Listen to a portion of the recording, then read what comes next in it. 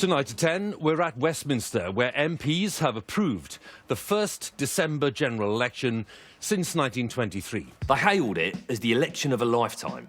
A couple of years after the other one, they called an election of a lifetime. Which means they're probably not talking about a human lifetime, but a mealworm or something like that, which is stupid, because everyone knows mealworms can't vote. They can't hold a pencil.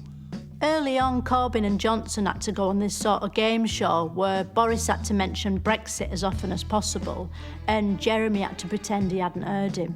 Neither of them looked very statesmanlike. Corbyn had these off-putting glasses and Johnson was like a failed reboot of the Honey Monster making a court appearance. It was like a Mock the Week special where they kept getting laughs with their material, but by accident. Does the truth matter in this election?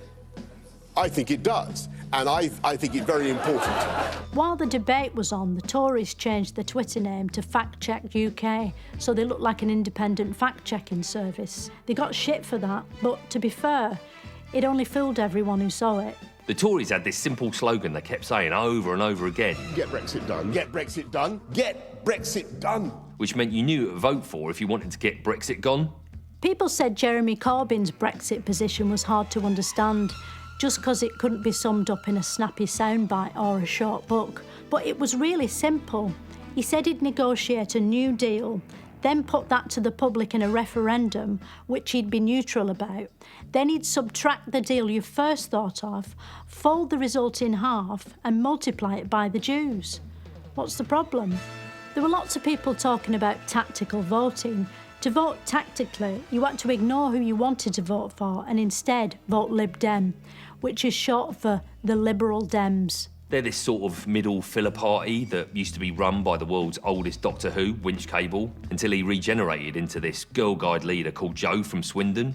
The Tories had the right-wing press on their side, but Jeremy Corbyn had momentum behind him, which was ironic.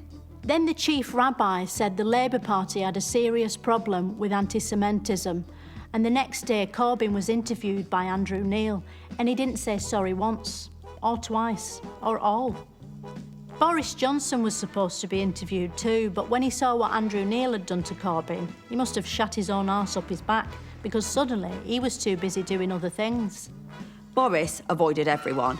He dodged Jeremy Vine and the big Channel 4 weather chat, and when Good Morning Britain asked him to speak to Piers Morgan, he was so desperate to get away, he hid in a big fridge. Been taken inside, into the freezer. You've gone into the fridge? Which is the most relatable thing he's ever done.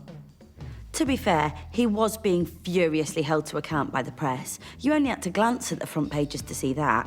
And he was brave enough to appear on This Morning, which is a notoriously hostile environment for Amanda Holden.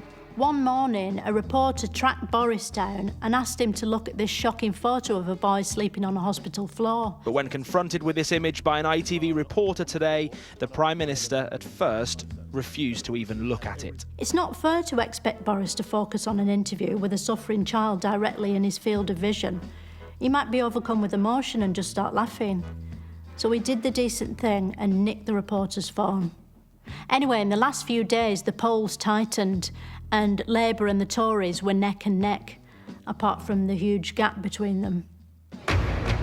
Boris Johnson leads the Conservatives to a resounding election victory. When the result came in, it was a landslide. The Tories won seats in places they'd never even heard of and probably hadn't even stood in. It was clear everyone in Great Britain had voted Tory, unless you count Scotland, which we probably won't have to much longer. People said Corbyn couldn't win an election if he tried, which wasn't completely fair because it turned out he couldn't win 2 elections if he tried. I will not lead the party in any future general election campaign. Corbyn said he'll step down next year. He'll probably go back to his allotment and alienate some sprouts. Then Boris stood outside his palace and said he wanted everyone in Britain to forget their differences and come together, be they Leaver or Remainer, Letterbox or Bumboy. I urge everyone to find closure and to let the healing begin. It's a lot of power for someone like him, but I'm sure it'll be fine. He'll probably look after us like we were his own children.